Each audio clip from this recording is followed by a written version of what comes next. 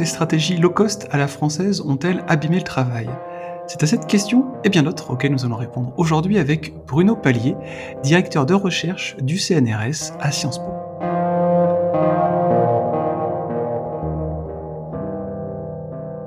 Bruno Palier, bonjour.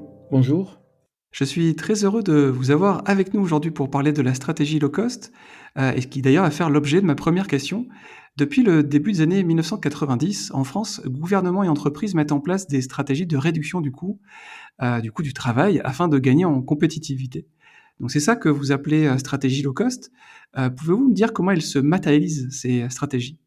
Alors, cette stratégie, elle est, centrée sur l'idée que si on a des problèmes économiques en France, si on a du chômage, si on n'arrive pas à exporter, c'est parce que le travail coûte trop cher. Donc c'est que ce diagnostic qui a été, établi par, différents économistes, qui a été renforcé par, le patronat à l'époque, hein, ça s'appelait CNPF à l'époque, le patronat, et qui, lance ce qu'ils appellent la bataille des charges sociales. C'est, cette confluence d'idées qui consiste à dire: «Tous nos problèmes sont liés au fait que le travail est trop cher en France». Alors, on connaît un peu la rhétorique, hein, de dire: s'il y a beaucoup de chômage, c'est parce que ça coûte trop cher aux entreprises d'embaucher des gens et donc, en particulier, les gens qui sont, peu qualifiés, coûtent trop cher et donc, c'est pour ça qu'ils sont au chômage parce que, ça coûte trop cher aux entreprises pour les embaucher. Mais on a en même temps, un autre diagnostic qui consiste à dire: si on n'arrive pas à exporter, et la France, a beaucoup de mal à exporter des choses, hein, on a un déficit de la balance commerciale, et ben, c'est parce que, le travail est trop cher et donc nos produits, sont trop chers à l'exportation.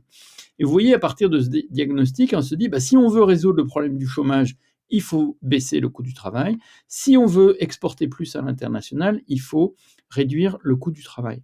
Alors, avant de rentrer dans le détail de ce en quoi consiste cette stratégie, je voudrais souligner d'abord un fait, à savoir que les industries automobiles allemandes exportent beaucoup, beaucoup de voitures, mais elles exportent des voitures très chères, avec un coût du travail dans l'industrie automobile qui est supérieur en Allemagne qu'en France. Donc l'argument qui est: «On n'exporte pas parce qu'on est trop cher» ne vaut pas vis-à-vis, de la stratégie allemande d'exportation qui, en fait, n'est pas fondée sur le coût, mais fondée sur la qualité. S'ils arrivent à vendre des voitures Audi à l'étranger, c'est parce que ce sont des voitures perçues comme, valant leur prix en termes de qualité.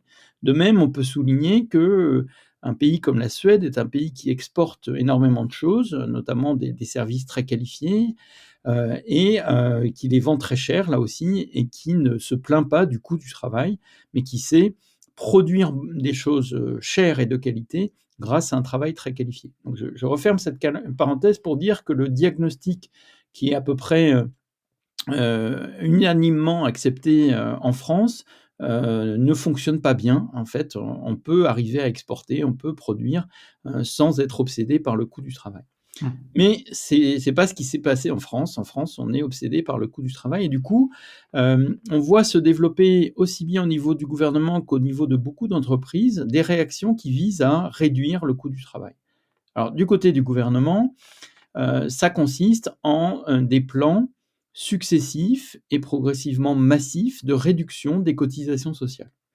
La problématique des gouvernements français, elle est la suivante: il est difficile d'annoncer aux Français qu'ils gagnent trop d'argent, à la fin du mois, en salaire net, d'autant plus que l'on sait que la consommation, c'est ce qui tire la croissance en France. Et donc si on réduit le salaire net, ce que touchent les Français à la fin du mois, il y a des gros risques d'un très fort ralentissement de l'économie française et donc de chômage. Donc les gouvernements ne s'attaquent pas au salaire net, c'est-à-dire à ce qu'on touche à la fin du mois. Mais par contre, ils s'attaquent à la partie indirecte, du coût du travail, à savoir le financement de la protection sociale par des cotisations sociales. Et ils considèrent que si le travail est cher, c'est à la fois, du fait du salaire net et du SMIC, mais difficile d'y toucher, mais c'est aussi parce qu'on paye beaucoup de cotisations sociales pour financer les retraites et la santé.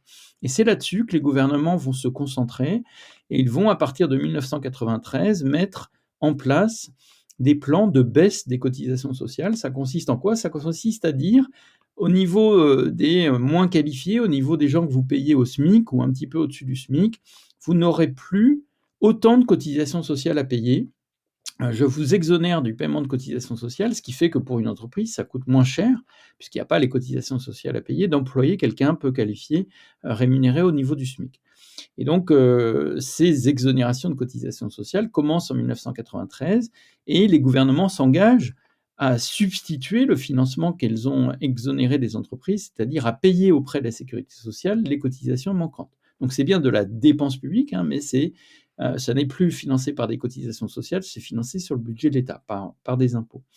Et on a ça qui commence en 93, et puis en fait, on va voir successivement les gouvernements rajouter des couches d'exonération. C'est-à-dire qu'il y avait un peu d'exonération, puis il y en a maintenant quasiment totalement au niveau du SMIC, hein. Quand on embauche quelqu'un au niveau du SMIC, on ne paye presque plus de cotisations sociales, c'est l'État qui paye à la place.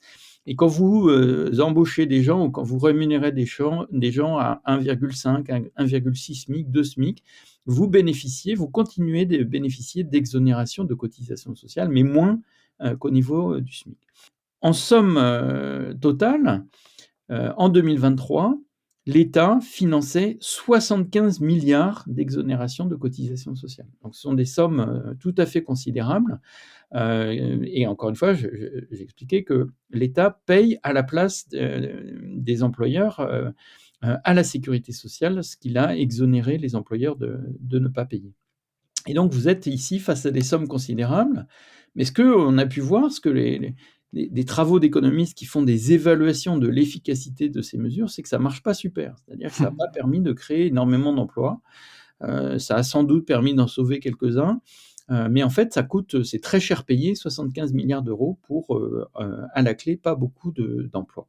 Ce que d'autres travaux ont montré, c'est que ces exonérations de cotisations sociales n'ont en rien permis d'améliorer la capacité à exporter des entreprises françaises. Et on le comprend assez bien, en fait, comme les exonérations se concentrent beaucoup sur les personnes peu qualifiées qui travaillent dans des emplois qui ne sont pas très concernés par les activités d'exportation, ça n'a pas d'effet direct là-dessus. Donc ça, c'est du côté de l'État. Beaucoup d'argent dépensé pour faire baisser le coût du travail pour les entreprises, avec des résultats très mitigés en matière d'emploi et peu concluants en matière d'exportation. Je me permets Du de côté rebondir là-dessus, excusez-moi, avant oui, que vous continuiez, c'est que vous parlez des conséquences sur, la création d'emplois, ou plutôt l'absence de conséquences, oui. et sur le fait qu'on n'exporte pas forcément plus. Mais est-ce qu'il y a eu des avantages pour les entreprises, de la mise en place de ces stratégies-là? Alors, il y a des travaux qui sont demandés, mais du coup, où va l'argent? Oui.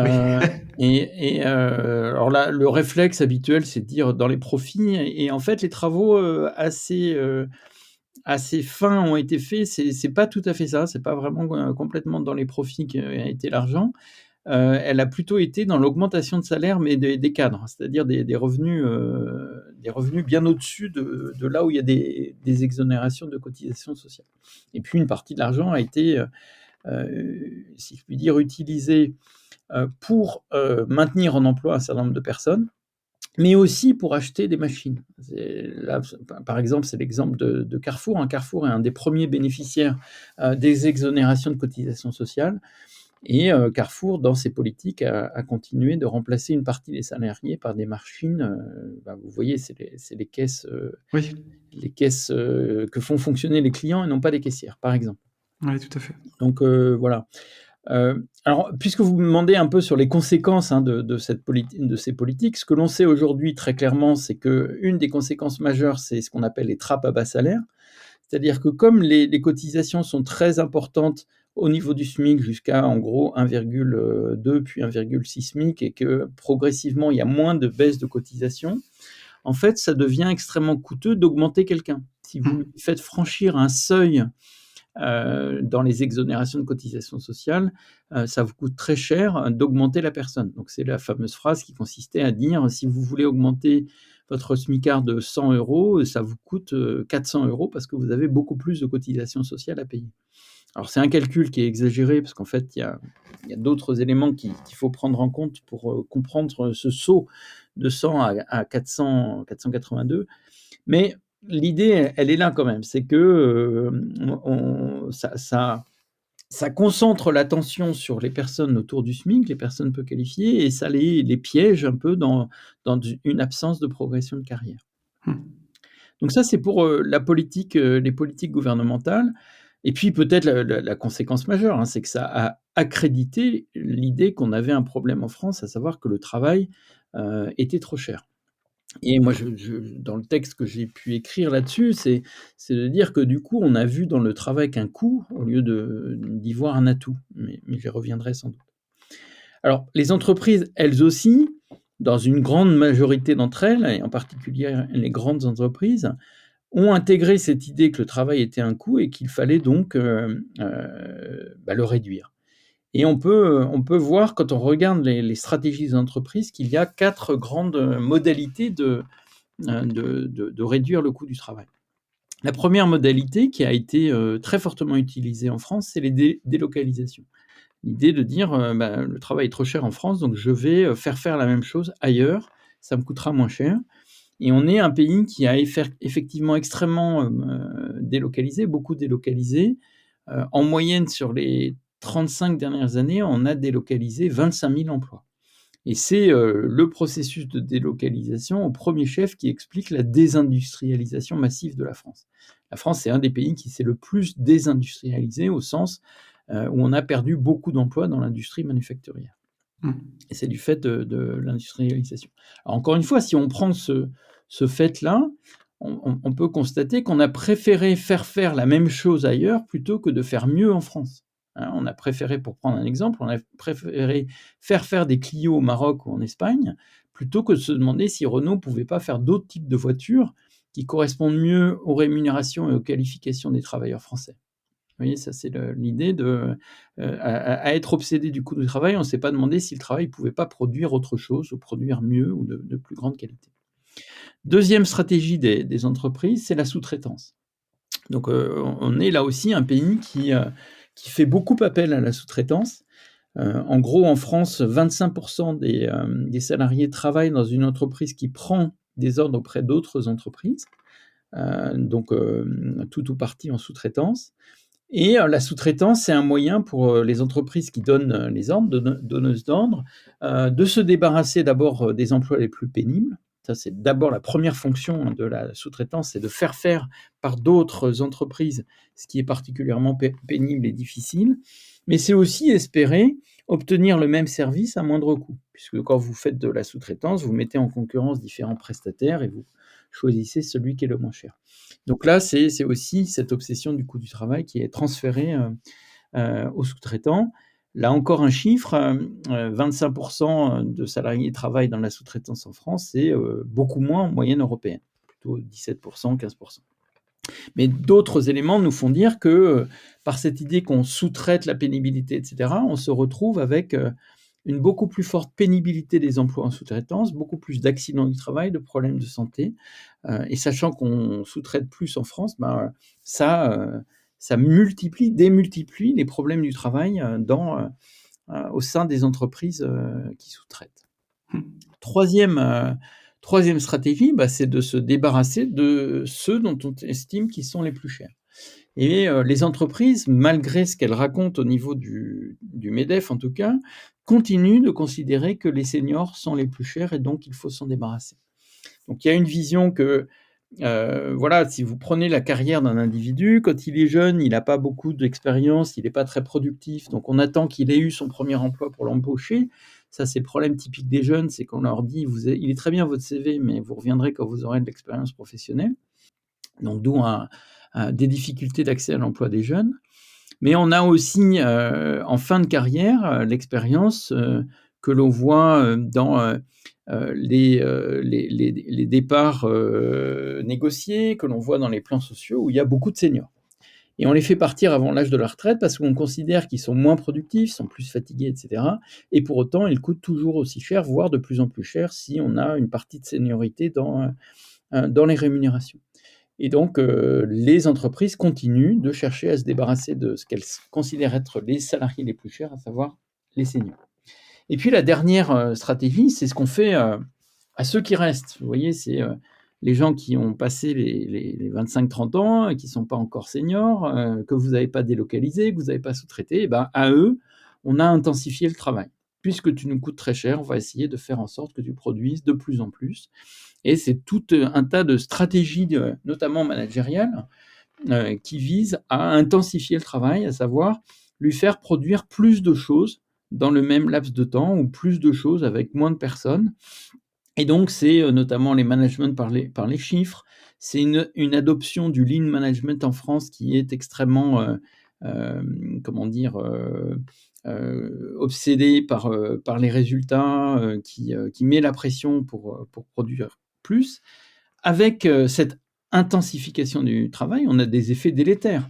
C'est qu'on a en France beaucoup d'absentéisme, hein, de gens qui n'en peuvent mais et donc s'absentent, notamment pour congé maladie. On a plus d'accidents du travail, on a plus de burn-out, on a plus de difficultés au travail que l'on peut associer, en partie du moins, à cette intensification du travail qui fait partie de la réponse à cette idée que le travail serait un pur coût et que donc, quitte à supporter ce coût, autant qu'il soit le plus productif possible.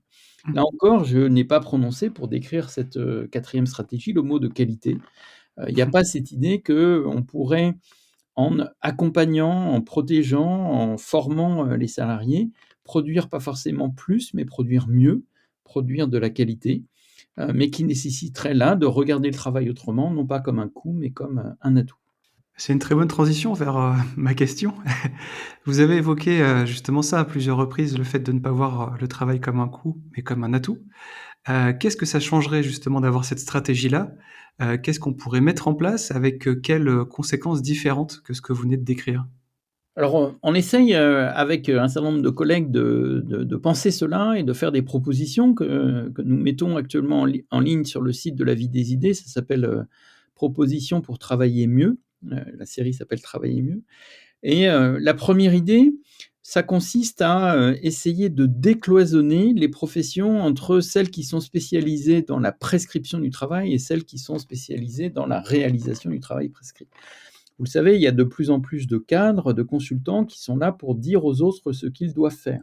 Mmh. Donc, il y a la conception de la stratégie des entreprises ou des services, la conclusion logique qu'on en tire en termes d'organisation du travail, en termes d'objectifs, et ça, c'est souvent, trop souvent en France, cantonné dans le top management, cantonné auprès des cadres qui disent aux autres ce qu'ils doivent faire. Ça, c'est le travail tel qu'il est prescrit.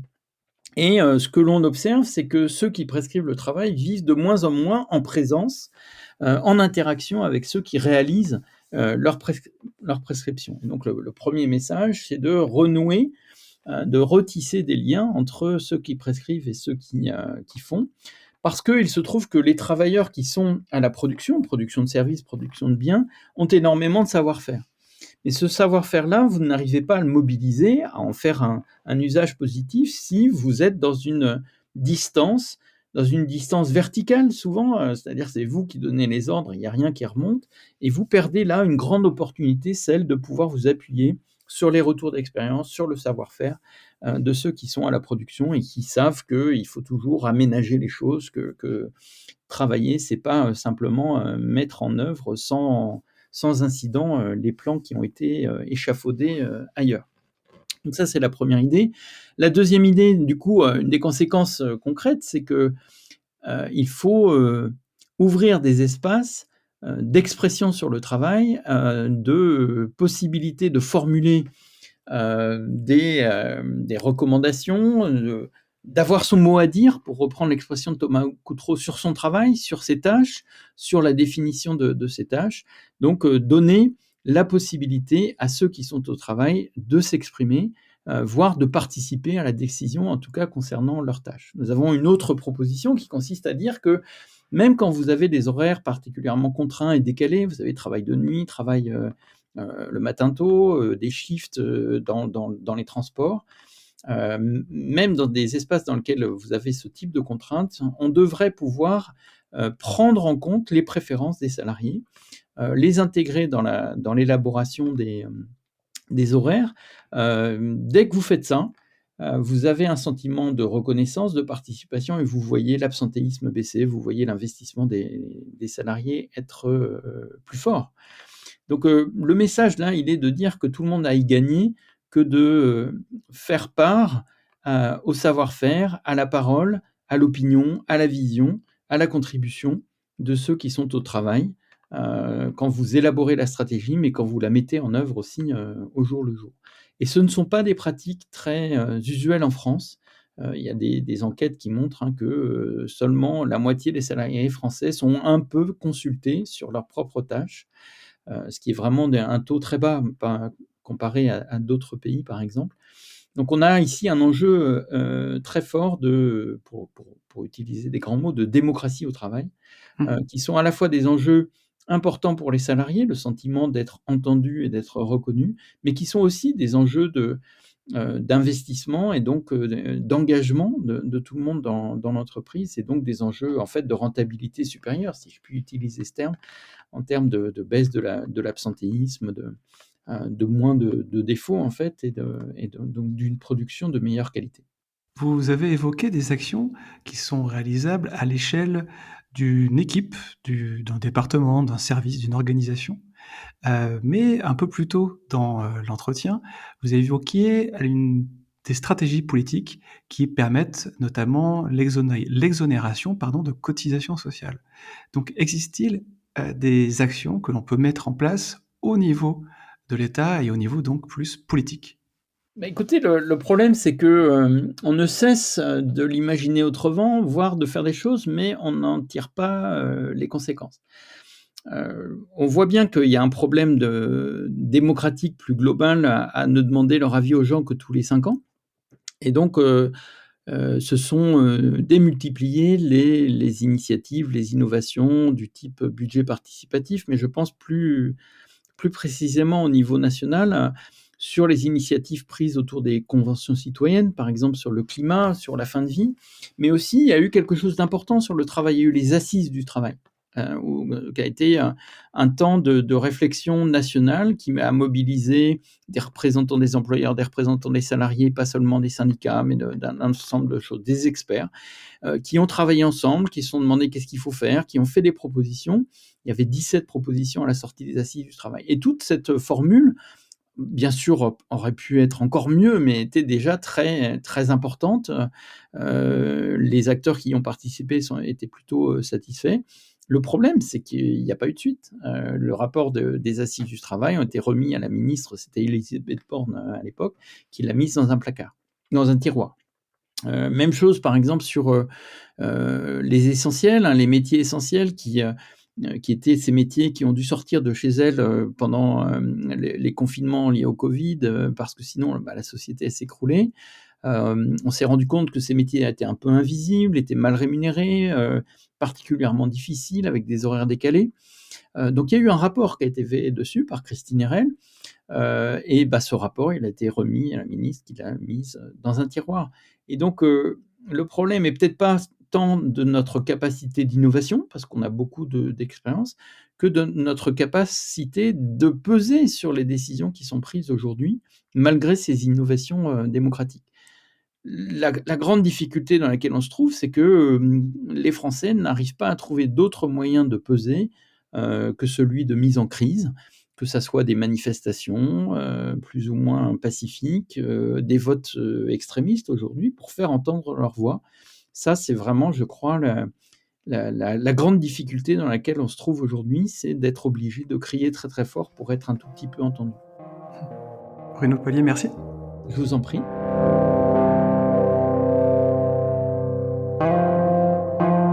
C'est sur ces mots que se termine cet épisode de 0, Afin d'aller plus loin, je vous invite à vous rendre sur lavidesidées.fr et plus exactement sur la partie intitulée Travailler mieux, un recueil de propositions. Merci et à très bientôt.